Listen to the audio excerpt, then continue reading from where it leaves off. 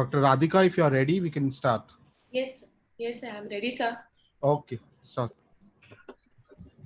I'm just unable to start my video. Okay, sir. Good afternoon, everyone.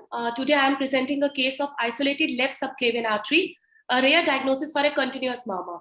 As we know that isolated left subclavian artery is a rare anomaly in which left subclavian, instead of originating from aorta, it is connected to ipsilateral pulmonary artery via ductus arteriosus.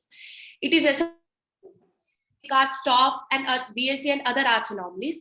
Presentation varies from being asymptomatic to vertebrobasilar insufficiency and claudication of ipsilateral arm. We had a 2-year-old male child who was evaluated for LRTI at 6 months of age and diagnosed with PDA. He presented to our hospital at 2 years of age with class 2 breathlessness. On clinical examination, he was acyanotic with a continuous murmur loud in upper right parasternal space. And there was a difference in the pulse volume in right upper and left upper limb. Left upper limb pulse volume was low with low BP.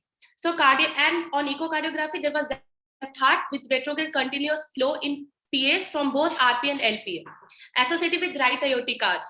So cardiac cath was done, and we saw that the child had an isolated left subclavian artery, and there were 2 PDAs.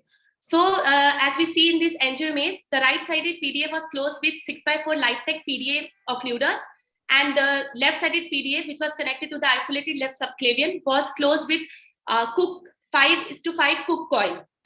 Post-intervention, the pulse volume in the left upper limb, it improved because it decreases the amount of stealing from circle of Willis, and so hence improve the blood supply to the ipsilateral upper limb. But we cannot assure completely it will stop the subclavian steal.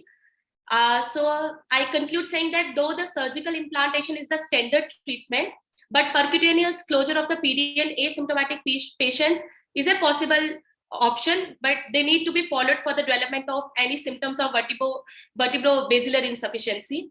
Even though there are reports and evidence of percutaneous intervention in these cases, but we need further data to consider it as a treatment of choice in isolated subclavian artery. Thank you.